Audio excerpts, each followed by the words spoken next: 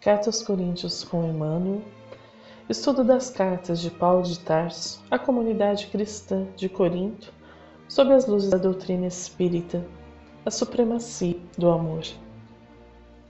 Texto para análise.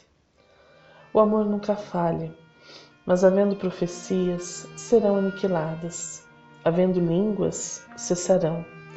Havendo ciência, desaparecerá, porque em parte conhecemos e em parte profetizamos. Mas quando vier o que é perfeito, então o que é em parte será aniquilado. Quando eu era menino, falava como menino, sentia como menino, discorria como menino. Mas logo que cheguei a ser homem, acabei com as coisas de menino. Porque agora vemos por espelho em enigma, mas então veremos face a face. Agora conheço em parte, mas então conhecerei como também sou conhecido. Agora, pois, permanecem a fé, a esperança e o amor. Estes três, mas o maior destes é o amor. 1 Coríntios, capítulo 13, versículos 8 a 13. Dirigimos-nos à parte final do capítulo 13, desta belíssima poesia que Paulo escreve sobre o amor, sobre a caridade, sobre este sentimento que nos envolve e nos capacita para um melhor viver.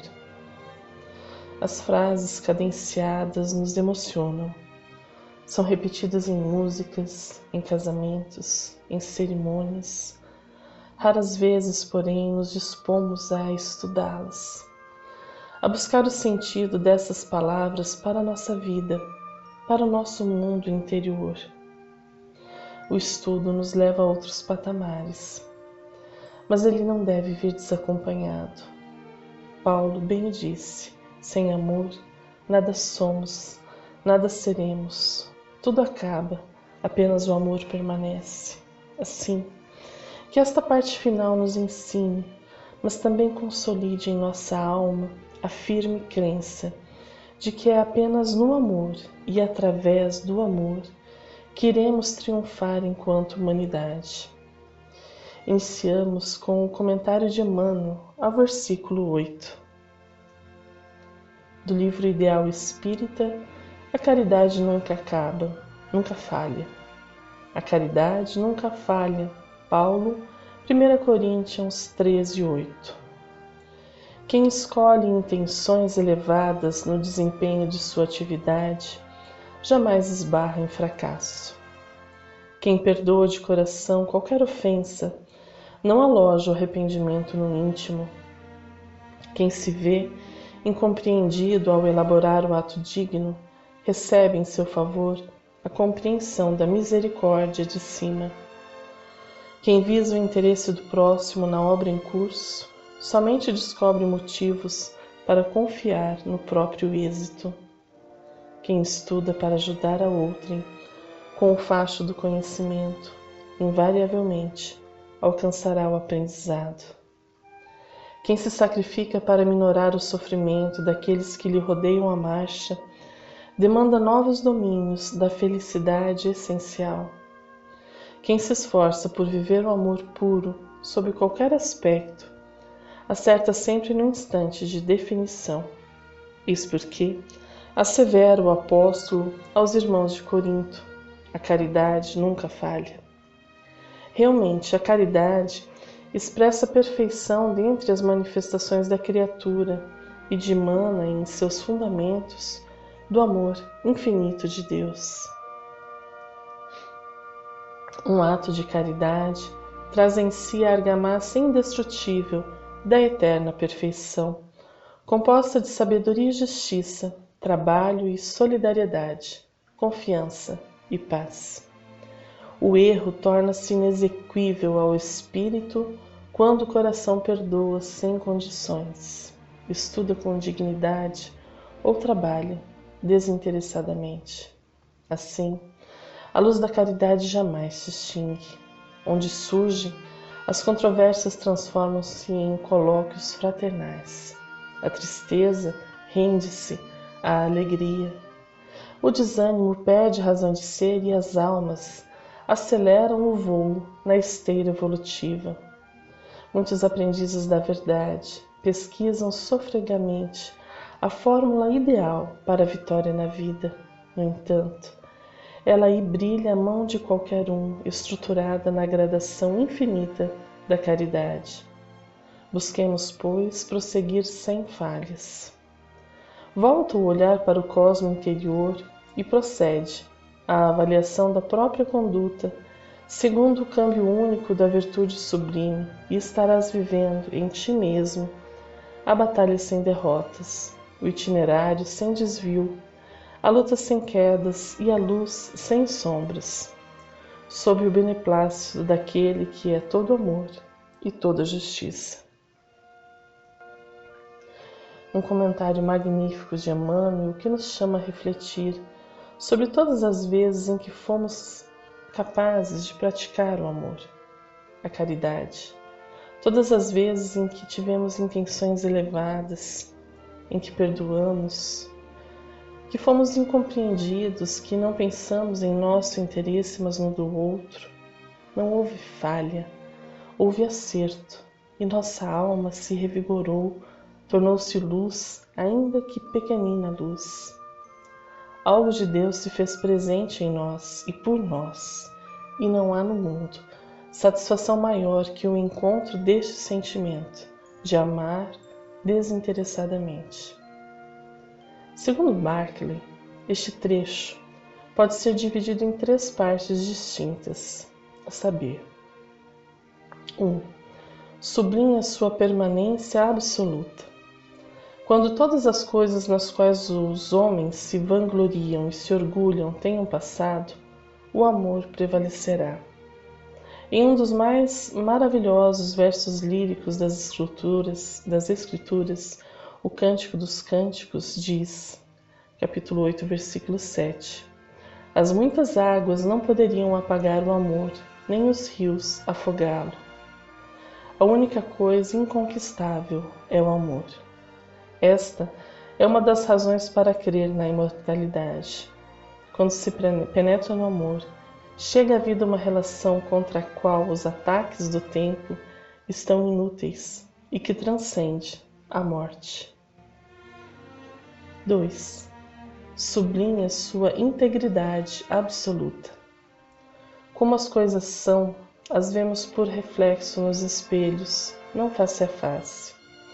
Isso deve ter sido ainda mais sugestivo para os coríntios que para nós. Corinto era famosa pela manufatura de espelhos. Mas o espelho moderno, tal como o conhecemos com seu reflexo perfeito, não surgiu até o século XIII. O espelho coríntio era feito de metal altamente brunido. O melhor deles dava um reflexo imperfeito. Sugeriu-se que o que significa esta frase é que vemos como se for através de uma janela feita de haste. Naqueles dias as janelas se faziam assim, e tudo o que se podia ver através delas era um contorno impreciso e escuro. Cabe esclarecer que os rabinos tinham uma declaração segundo a qual Moisés tinha visto a Deus através de uma dessas janelas. Paulo sente que nesta vida só vemos os reflexos de Deus e permanecemos com muitas coisas que são um mistério e um enigma. Vemos esse reflexo no mundo de Deus, pois a obra das mãos de alguém nos diz algo sobre o trabalhador. Vemos esse reflexo no Evangelho e em Jesus Cristo. Embora em Cristo temos a revelação perfeita, nossas mentes só podem captá-lo em parte, devido ao fato de que o finito nunca pode abranger o infinito. Nosso conhecimento é ainda como o de um menino, mas o caminho do amor guiará a um dia em que no final o véu se correrá e veremos face a face e conheceremos tal como somos conhecidos. Jamais poderemos chegar a esse dia sem amor, porque Deus é amor e só aquele que ama pode ver a Deus. Por fim, o item 3 sublinha a supremacia absoluta. A fé e a esperança são grandes, mas o amor o é ainda mais. A fé sem o amor é fria, e a esperança sem ele é horrenda. O amor é fogo que acende a fé, e a luz que torna a esperança em segurança. Não obstante termos experiências amorosas, desde a terna infância em que somos recebidos pelos nossos pais e, em geral, somos acolhidos como a mais importante conquista de suas vidas, são apenas experiências parciais, reflexos distorcidos de algo maior, mais belo, mas que ainda não somos capazes de captar. Paulo compreendia isso. Reconhecia no amor o nosso único caminho, no entanto, sabia que ainda estamos distantes de vivenciá-lo em sua plenitude. Eis a razão de nos esforçarmos, de avançarmos na direção de atos, de atitudes amorosas em relação aos que vivem próximos de nós. Ainda não somos capazes de reconhecer a dimensão deste sentimento em nós e na humanidade, mas chegará o tempo. Importante é observar que há uma estabilidade no amor, uma permanência que corre através dos séculos. A mesma mãe que se sacrificava por amor aos filhos, ainda hoje nos inspira, não obstante costumes e crenças tão diferentes.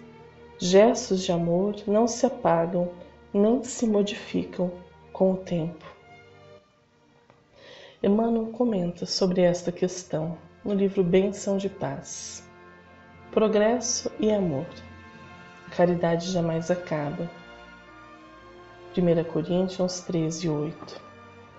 Mais atenção para os fenômenos da vida e verificaremos a instabilidade de todos os processos de aperfeiçoamento a que se lhe atrela o carro evolutivo, com exceção do amor, que lhe sustenta as bases eternas.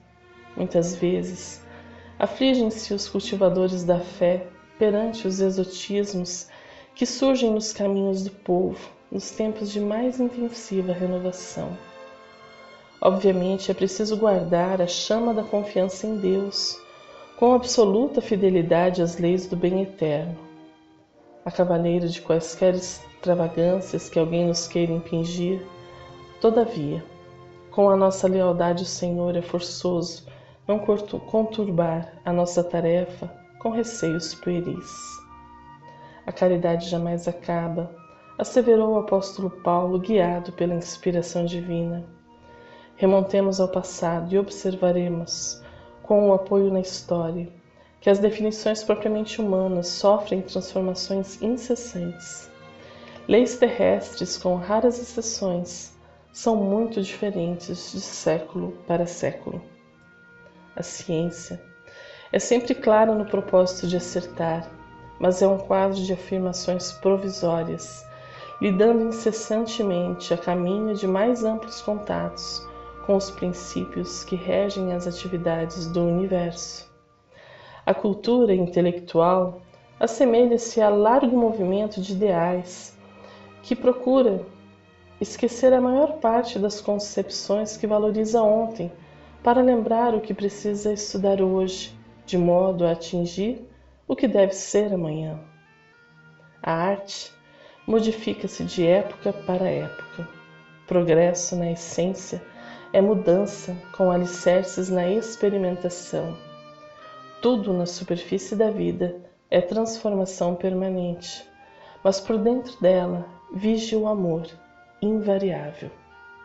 Não te assustes assim diante das inovações que caracterizam o espírito humano, insatisfeito e irrequieto, até que obtenha a madureza necessária à frente do mundo e do universo. Cultiva o amor que constrói e ilumina na esfera de cada um de nós para a imortalidade, de vez que enquanto aparecem e desaparecem as inquietações humanas, a caridade jamais acaba. Por fim, cabe-nos observar que nossas virtudes não podem dissociar-se do amor, sob pena de se esvaziarem em si mesmas. O amor é também o alicerce para a construção do bem em nós, o único alicerce seguro. Emmanuel comenta o último versículo do capítulo 13, comparando a caridade ao ar que respiramos. Livro Ceifa de Luz, lição Caridade do Entendimento. Agora, pois, permanecem estas três: a fé, a esperança e a caridade. Porém, a maior destas é a caridade. Paulo, 1 Coríntios 13:13. Na sustentação do progresso espiritual, precisamos tanto da caridade quanto o ar é necessário ao equilíbrio da vida orgânica. Lembra-te de que a interdependência é o regime instituído por Deus para a estabilidade de todo o universo, e não ouvides a compreensão que devemos a todas as criaturas, compreensão que se exprima através de tolerância e bondade incessantes, na sadia convicção de que, auxiliando os outros, é que poderemos encontrar o auxílio indispensável à segurança de nossa marcha. À frente de qualquer problema complexo, naqueles que te rodeiam, recorda que não seria justa a imposição de teus pontos de vista para que se orientem na estrada que lhes é própria. Criador não dá cópias, e cada coração obedece a sistema particular de lutas evolutivas. Só o amor, desse modo, é o clima adequado ao entrelaçamento de todos os seres da criação, e somente através dele integrar-nos-emos na sinfonia excelsa da vida. Guarda, portanto, em todas as fases de teu caminho, a caridade, que identifica a presença do Senhor nos caminhos alheios, respeitando-lhes a configuração em que se apresentem. Não te esqueças de que ninguém é ignorante porque o deseje, e estendendo fraternos braços aos que respiram atribulados na sombra, diminuirás a penúria que se extinguirá, por fim, no mundo, quando cada consciência ajustar-se à obrigação de servir sem mágoa e sem exigência, na certeza de que apenas amando e auxiliando sem reclamar é que permaneceremos felizes e valorosos na soberana ascensão para Deus. Deus nos fez únicos e em nossa jornada apenas o amor, a vivência amorosa é capaz de nos permitir uma aproximação ao outro, que é diferente de mim e me complementa, me ensina, me faz ir além do meu limitado universo. Nesta rede de entrelaçamentos, apenas o amor nos dá a segurança para construirmos essas ligações eternas que nos farão avançar. Como diz Emmanuel, só o amor, desse modo, é o clima adequado ao entrelaçamento de todos os seres da criação, e somente através dele integrar-nos-emos na sinfonia excelsa da vida. Viemos do Pai, e a Ele tornaremos. O amor é a fonte de nossa vida e também do nosso destino. Um fraterno abraço e até o próximo estudo.